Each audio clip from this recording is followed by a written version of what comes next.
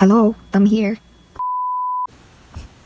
Hey guys, so I'm editing my Florence vlog right now, and if you are planning to go to Florence or Italy this summer or anytime, I'll try to include as many tips as possible for your travel in Italy, and I really hope that my vlogs help you guys in some ways. And now I'm gonna play a quick recap of my first Italy video, which was filmed in Rome.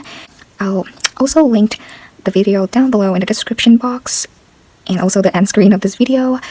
Check it out if you're interested. And now let's jump to the recap and then the actual video in Florence.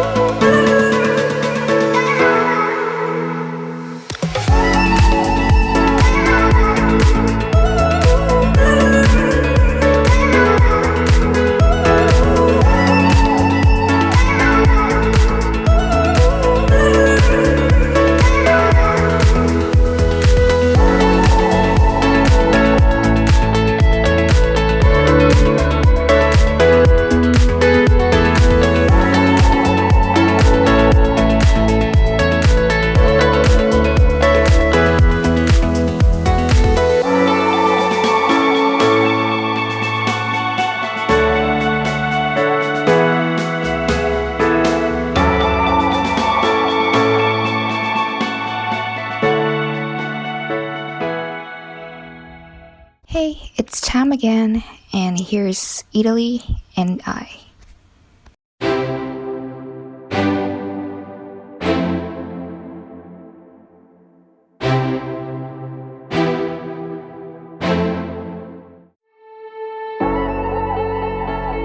I took the Italo train, departing from Roma Termini station at 11:45 and arrived at Firenze SMN station at around 1 p.m. The train costed me around 19 euros, and here is a selfie of my wonderful Australian friends that I made in my previous hostel, and we were waiting for our trains. Unfortunately, we were not going in the same direction, so we have to say goodbye here. Upon arrival, same as in Rome, I went straight to my hostel to drop off my luggage as well as checked in. I stayed at the hostel for 4 nights, and it costed me only 25 euros per night, considering it was the month of August, which is the peak time for tourism, and I stayed in a 4-person bedroom with a private toilet. So tip for you guys here, book early. And here I met Celia, a person with amazing personality and positivity. We were both 18 at the time, and when we met, she has been traveling solo for a whole month. This is what I love about traveling solo or traveling in general, because I get to meet people who has the same desire to see live cultures around the world.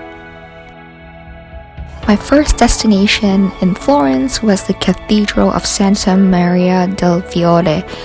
The place was just a few steps from my hostel, so it was so convenient. When I arrived there, I did not have any expectation at all, and when I saw the cathedral, my heart just dropped. It was so beautiful. My words just couldn't describe how beautiful this place is, so I'm gonna let the cathedral in this video speak for itself. And it started raining super heavy, and I did not expect the rain at all, so I didn't bring my umbrella. So tip for you guys here, check the weather. But my mind was set that I must go inside the cathedral on that exact day, so I waited in line under the rain. I was soaking wet. But here, in this bad circumstance, I met the most genuine people. This family right here, they bought an extra umbrella, so the mother literally said nothing and covered me up with hers. I was not able to tell her this, but I was so emotional and thankful. that until this day when I'm editing this video, my heart still thinks about them with so much gratefulness. Finally, I got inside, and in my last day in Florence, I climbed the dome as well, so watch my later vlogs to see the view of Florence. By the way, it's free to go into the cathedral, but I paid 20 euros to climb the Duomo and go to other Duomo related places such as the Bell Tower, the Baptistry, and also the museum. After that, I went to the Accademia Gallery to see Michelangelo's Adam. And tip for you guys here is to book everything beforehand online so you do not have to wait in line. To be honest, I am not a fan of Accademia Gallery, but I just have to see David.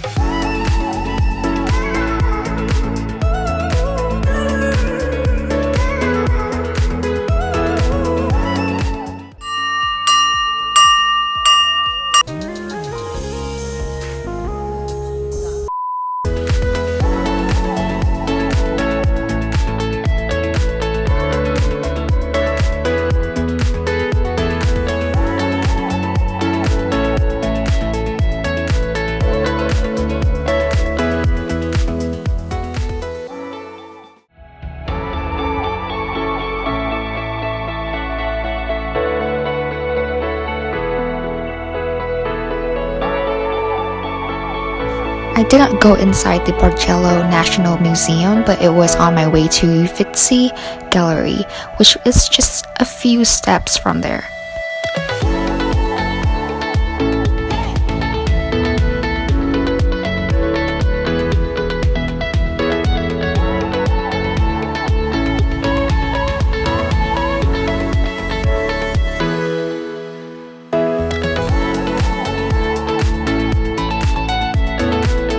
Same as for Accademia Gallery, you should book your ticket for Uffizi Gallery online, and the Uffizi Gallery costed me 24 euros and the Accademia Gallery costed me 16 euros. There was so much to see in here, but I'm going to try to narrow it down by showing you guys the most popular artworks here and my personal favorite. The Birth of Venus by Botticelli. This painting is literally on the tickets and just everywhere on the gallery's website. By the way, I'm going to link all the website where I bought the tickets from down below. And here's a room full of Leonardo da Vinci's artwork.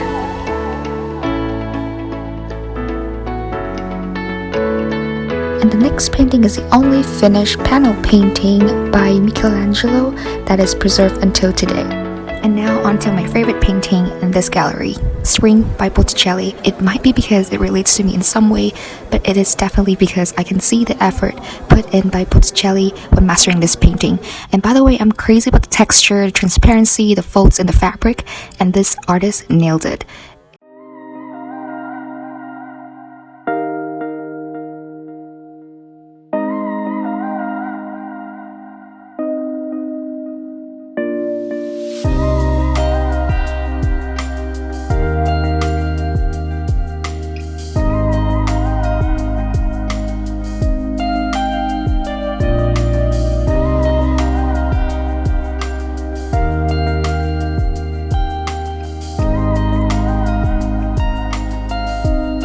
After I left the Uffizi Gallery, I head straight to Ponte Vecchio, the old bridge. This is the oldest bridge in Florence, which connects both sides of the Arno River, built by the Medici when they moved from the Palazzo Vecchio to Palazzo Pitti. It is known for having shops built along it that last until today. The shops used to be occupied by the butchers, fishmongers, and tanners, but now only jewelers and goldsmiths are allowed to be here due to people's health concerns.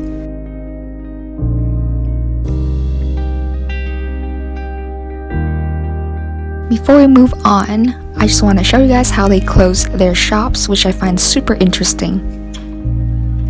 On the other side of the bridge is the Palazzo Pitti, which was the Medici's palace. This place is not as visited as the other place I went to, so I did not have to buy tickets in advance. I just came there and then lined up for just about 5 minutes to get my ticket. It costed me 16 euros, not including a visit to the garden.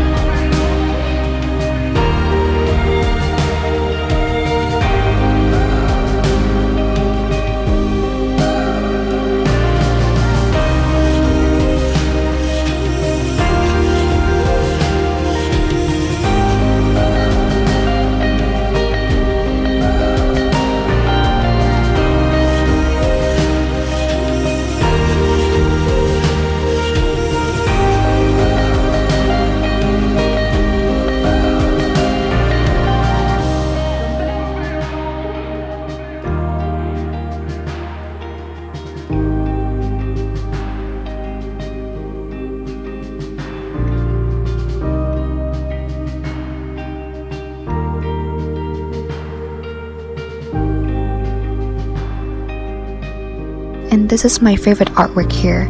I can see her shyness, vulnerability as she avoids eye contact from the unwanted attentions.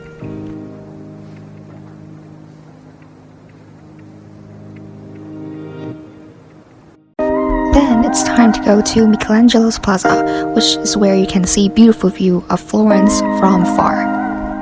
And yep, it started raining again, but this time I checked the weather, guys, so I brought my Adam's umbrella.